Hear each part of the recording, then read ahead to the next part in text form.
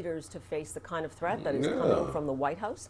And right now, Mark Carney says he is getting ready for negotiations, using the word, again, John, of sacrifice, preparing Canadians for what's to come. John? Yeah, of course people want strong leaders. They don't want leaders that's just going to lay down and let Donald Trump do what he wants to do. Or not just Donald Trump, just anybody do what they want to do to your country. Or take shots, you know. No, nobody's laying down and just taking it. Pause. I had to put that pause in there, man. But yeah, you need a strong leader who's going to represent for your country in the right way. And we about to see if Mark Carney is that guy. What's up, guys? Welcome back to the video. All my Canadians out there, man. Congratulations on the election for Mark Carney. I know a lot of you guys like Mark Carney. Some people don't like him, saying he's not our prime minister and all this stuff. Let's check it out. Hear Mark Carney's message to Trump after stunning election win. Let's see what he had to tell Donald Trump. As I've been warning for months, America wants our land, our resources, our water, our country. Never. But these are not idle Jamais. threats. President Trump is trying to break us so that America can own us. That will never ever happen. We are once again at one of those hinge moments of history. Our old relationship with the United States, a relationship based on steadily increasing integration, is over. The system of open global trade anchored by the United States, a system that Canada has relied on since the Second World War, a system that, while not perfect, has helped deliver prosperity for a country for decades, is over. These are tragedies, but it's also our new reality. We are over the shock of the American betrayal, but we should never forget the lessons. But you're going to take us forward. We have to look out for ourselves. And above all, we have to take care of each other.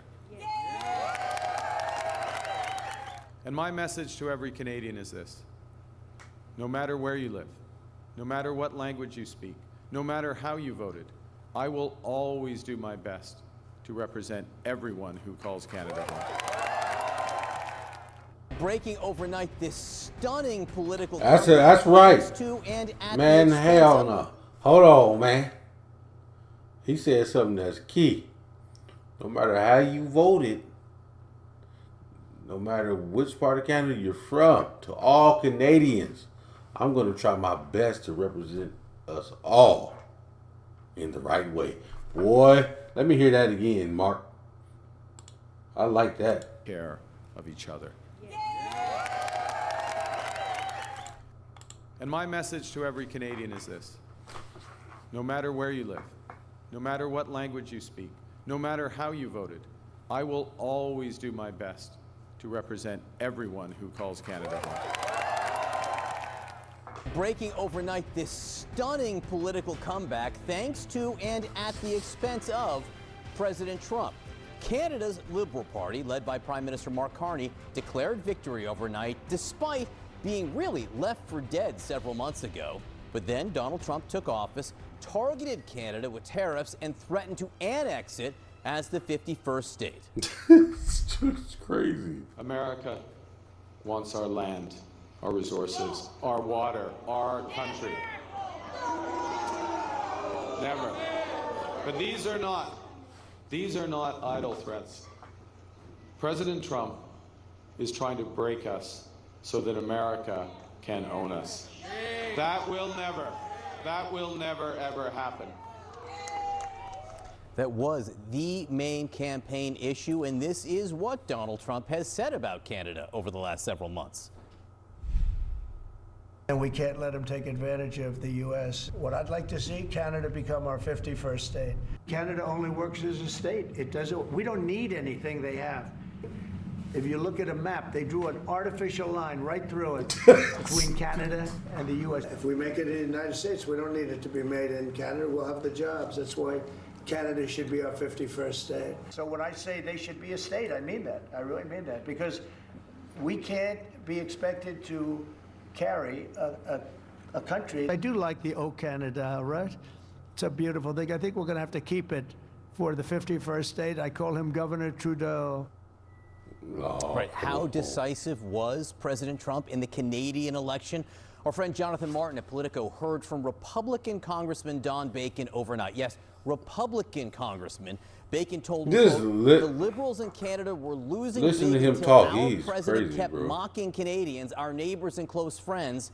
He made Canadian liberals great again. Let's get right to CNN's Paula Newton in Ottawa for this really election stunner. 4 months ago, no one would have predicted this. And good morning, John. In fact, Donald Trump's first 100 days consequential here in Canada. John, this was so history-making that when you speak to pollsters, they talk about not having seen this kind of party resurrection in modern political history in almost any democracy around the world. Think about that. And that was because the man, Prime Minister Mark Carney, met the moment with what? His resume. He's not exactly the most charismatic campaigner, but Canadians put their faith in him in order to bargain, to negotiate with Donald Trump. And I want to talk about something else as well, something that will reverberate in many different countries right now going forward as they all face the Trump administration. That lady in the back is pretty happy. That anger, that betrayal that Canadians felt every time the president spoke about a 51st state or Governor Trudeau, which of course was the man that Mark Carney took over from. He harnessed that. Governor, hold on. Hey, oh. Now, you can't go ahead and say Governor Trudeau. His name's not Governor Trudeau. Oh, guys, come on now. Talks about sacrifice, and he's getting Canadians ready for what will be a tough negotiation with the president. Listen. When I sit down with President Trump, it will be to discuss the future economic and security relationship between two sovereign nations. And it will be with our full knowledge that we have many, many other options than the United States to build prosperity for all Canadians. Mark Carney calling this a hinge moment, right? That pivot, which he intends to execute now that he is Prime Minister. John, I want to make clear this was a close election in terms of the popular vote. Canada really splitting between the Liberals of Mark Carney and the Conservatives of Pierre Poilievre. That man did not manage to even win his seat just outside here in Ottawa. Some people called him too Trumpian, but he too is at historic highs in the popular vote. What does all that mean? It means Canada itself, stop me when this sounds familiar, is really leaning on two-party politics. They want strong leaders to face the kind of threat that is coming from the White House. And right now, Mark Carney says he is getting ready for negotiations, using the word, again, John, of sacrifice, preparing Canadians for what's to come. John? Yeah, of course people want strong leaders. They don't want leaders that's just going to lay down and let Donald Trump do what he wants to do. Or not just Donald Trump, just anybody do what they want to do to your country. Or take shots, No, nobody's laying down and just taking it. Pause. I had to put that pause in there, man. But yeah, you need a strong leader who's going to represent for your country in the right way. And we about to see if Mark Carney is that guy. Hopefully for you guys, he is. Really could have ripple effects all around the world in terms of what Donald Trump is trying to do. Paula Newton, great to see you this morning. Thank you very much. Yep. Let him know it's not going to happen. Not on his watch. That's what he said. Yeah, man. Stand up for your country, guys. Continue to stand up for your country. Stand up for you guys yourself.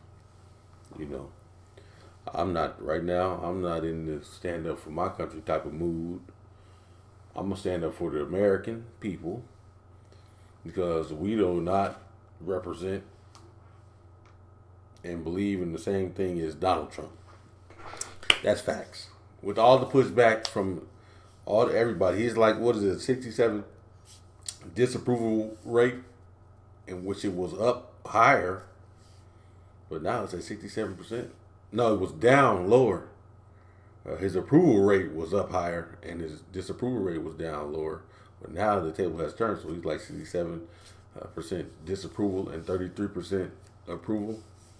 We need to get that down to 1% approval and 99% disapproval. You already know. I'm going to catch you guys in the next video.